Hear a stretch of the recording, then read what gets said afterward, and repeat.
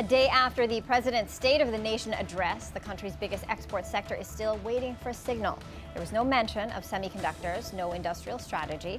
All this as Filipino manufacturers face a 19% tariff wall and deeper competition from regional rivals. Joining us now is Dan Lachica, the president of SEIPI, the Semiconductor and Electronics Industries in the Philippines. He's here to tell us why chips should be front and center in the nation's economic agenda.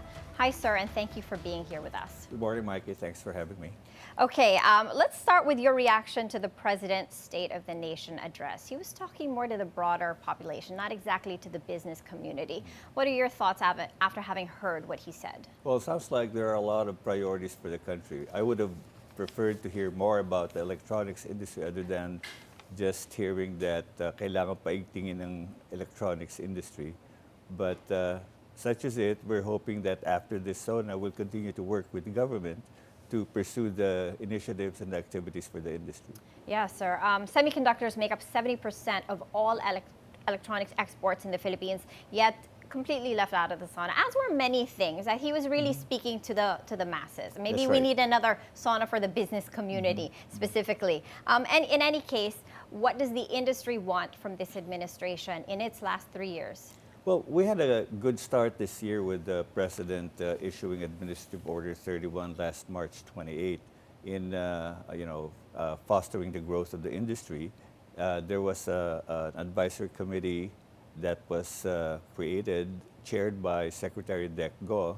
But now we just need to continue working on the outstanding issues that we have, especially in the context of the trade tariff. Okay, speaking of context, let's put things into perspective. For context, when it comes to semiconductors, what exactly does the Philippines produce? Okay. We accounted for $42.7 billion of exports, and 70% of that is in the what we call the semiconductor field, which is essentially integrated circuits. The other 30% would be in the electronics manufacturing services, which again is divided into several subsectors, which would include communication products, consumer electronics, telecommunication, even renewable energy. So the semiconductor portion of it accounts for like 5% of the world's demand. However, the electronics EMS side only accounts for 1%. So there's obviously opportunities for growth in that field. Yeah, we'll get into that. Where do they go after they leave our shores? I know that a major hub is Hong Kong, but this is just the entry point to other big markets like the US, Europe, China. So what happens after they are assembled, tested, and these are wafer chips, right, sir? Well, they the come most from part. wafers, but these are the integrated circuits actually are the black things with the legs, and 22% of our exports, and I'm talking about collectively, goes to Hong Kong, like you mentioned, and then another 14% goes to the United States, and for China it's about 9%, and then the top 5 rounds off to Singapore and Japan. Okay, another thing I wanted to bring up, the U.S. tariffs, Yes. that tariff wall. When you think about it, the U.S. kept semiconductors off that tariff list, in part because, or maybe this was the big reason, because these chips are considered critical to national security. Why, in your view, were semiconductors and electronics kept off that tariff list, sir? Well, there's the Trade Expansion Act of 1962, and there's a particular section there, Section 232, which looks at U.S. imports in the context of U.S. national security. And obviously, the chips we produce here, mostly from U.S. multinationals, play a role in devices, products, and end products that would affect national security. The concerning thing about it is, oh, by the way, that's just the semiconductor side. There's also certain EMS products like laptops and communications equipment, which would have a similar impact on their national security. That's also exempted. The concern here really is how long will this last, right? It seems like every week the wind direction blows changes, right? And so hopefully this will continue to last, especially if you're talking about the 19% tariff, reciprocal tariffs for the Philippines.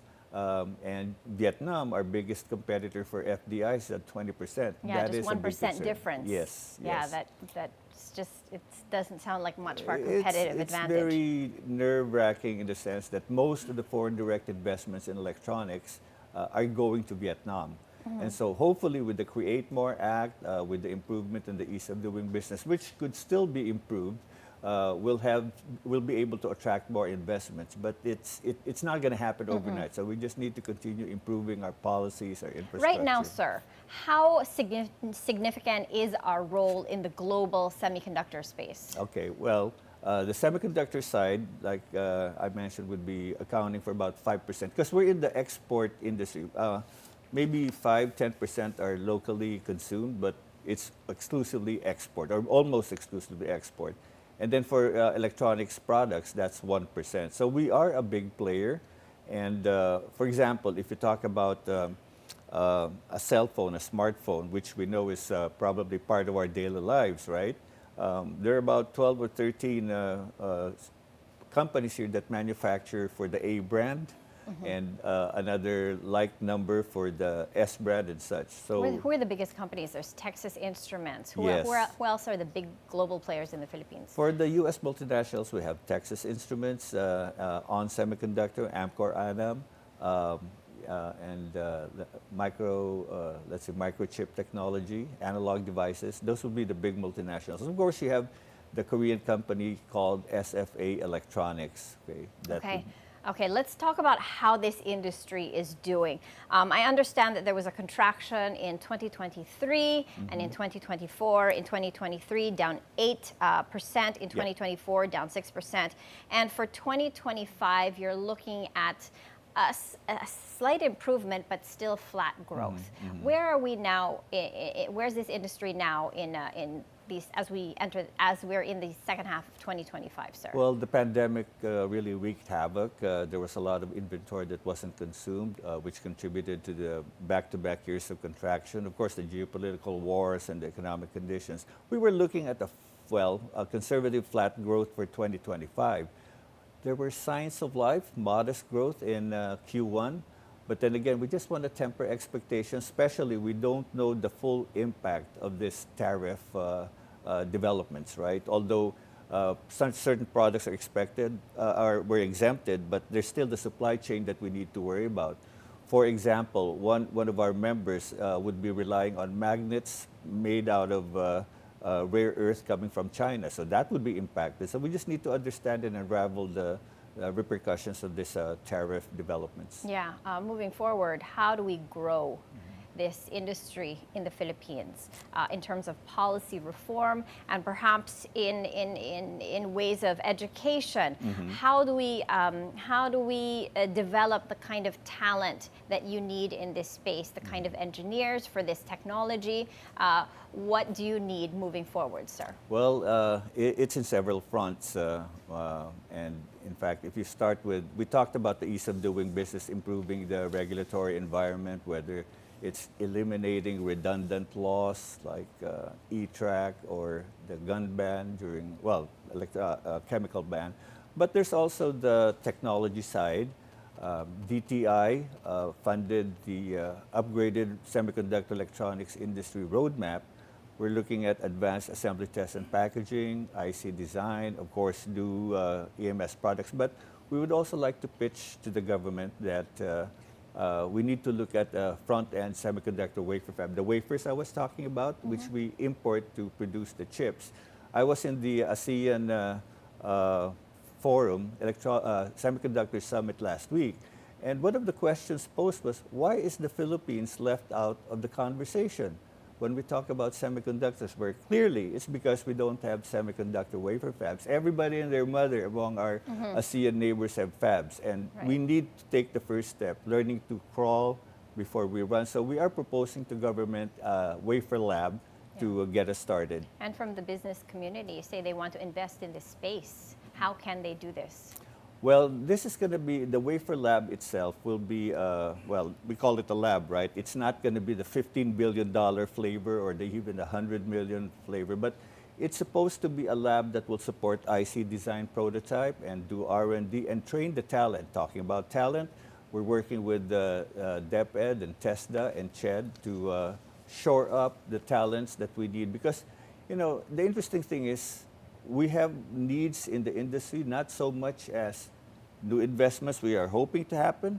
We're losing them to our neighbors, like I said, to Asian countries who are ramping up their semiconductor activities. So we need to improve the curriculum, we need to improve the technical vocational skills, which actually was mentioned by the president, improving the tech box skills. Yeah, so more short term, what's SAPI's short-term playbook to adjust to the different shifts in the environment? Well, we have technical working groups to work with the government advocacies. We continue to work with the education agencies, revamping the curriculum for higher education, shoring up the engineering courses. This Friday, we're going to be talking to Director General Secretary Kiko to talk about the specific skills for technicians. That what happened with the Washington Accord, we ran short on technicians because the engineering technology courses became 4 years when the engineering courses were reduced to 4 years. So what's happened is the engineering technology graduates think they're going to be hired as engineers. Easier said than done. We're still looking for technicians, and that's what we're going to discuss with our Director General for TESDA on Friday. So contractions in 2023 and 2024, flat growth in 2025. When might we see some growth in this industry, sir, given our current trajectory? Interestingly enough, if I linearize the May-to-date numbers, we might even hit 45 or 46 billion, which was our performance last year. Okay, so that would be a 6% growth. But this is just speculation. Again, like I said, we have to look at the overall effect of the tariff. So flat for now is what we are putting forth. And oh, by the way, let me just mention that part of our intention to promote our industry, we have the Philippine Semiconductor and Electronics Convention Exhibition, October 28 to 30 at SMX, and we will have country pavilions from different parts of the world and also our local exhibitors to promote the industry. All right. Well, all the best to you, sir, and at SAPI. All right. Thank you very much.